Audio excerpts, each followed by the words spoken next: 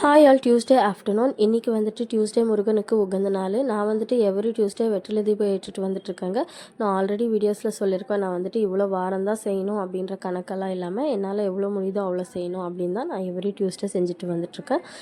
இன்றைக்கும் என்றைக்கும் போல் ஒர்க்கெல்லாம் முடிச்சுட்டு சமையல் முடிச்சுட்டு மதியானம் 1 to 2 ஒரு டைமில் தான் நான் இந்த பூஜையை ஸ்டார்ட் பண்ணேன். மார்னிங் இப்போல்லாம் செய்ய முடியறதில்ல, இல்லைனா 6 to 7 செய்யணுமா இருக்கும். பசங்களுக்கு கொஞ்சம் லஞ்ச் கட்டுற வேலைலாம் இருக்கிறதுனால மார்னிங் கொஞ்சம் டைம் பற்ற மாட்டேங்குது, அவசரமாக செய்யணுமா இருக்குது. அந்த மாதிரி செய்ய எனக்கு பிடிக்கல. பூஜை வந்துட்டு பொறுமையாக செய்யணும், அதனால் மத்தியானமே செய்யலாம் அப்படின்னு ஒரே முடிவு பண்ணிவிட்டு வெற்றிலையெல்லாம் நல்லா வாஷ் பண்ணிவிட்டு எல்லாமே ரெடி பண்ணிட்டேன் பூஜைக்கு. வெற்றிலை தீபம் ஏற்றும் போது நம்ம வாங்கிட்டு வந்திருக்க வெற்றிலையில் எந்தவித ஒரு டேமேஜோ இல்லாத மாதிரி பார்த்துக்கணும். நான் வந்துட்டு நிறைய வீடியோஸ் பார்த்துட்டு தான் இந்த பூஜையெல்லாம் செஞ்சுட்டு வரேன். எந்த வெற்றிலையில் ஏதோ கிழிஞ்சிருக்கிறதோ இல்லைனா ஓட்டாக இருக்கிறதோ அந்த மாதிரி எதுவும் இல்லாமல் சின்ன சின்ன வெற்றிலைனாலும் அது வந்துட்டு ரொம்பவே நீட்டாக இருக்கணும், அந்த மாதிரி பார்த்து வாங்கிக்கோங்க.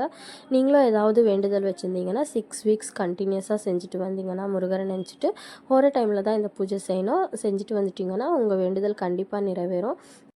நானும் இன்றைக்கி முருகரை நினச்சிட்டு எல்லோரும் நல்லா இருக்கணும் அப்படின்னு வேண்டிட்டு முருகருக்கு விளக்கேற்றிட்டு தீபதூப ஆராதனைலாம் காட்டிட்டு நல்லபடியாக பூஜை முடிச்சிட்டேன். இன்றைக்கி டே ரொம்ப ப்ளசன்ட்ஃபுல்லாக தான் இருந்துச்சு. யாருக்கெல்லாம் இந்த வீடியோ பிடிச்சிருந்துச்சோ ஒரு லைக் பண்ணிவிட்டு எங்கள் ஐடியா ஃபாலோ பண்ணிக்கோங்க.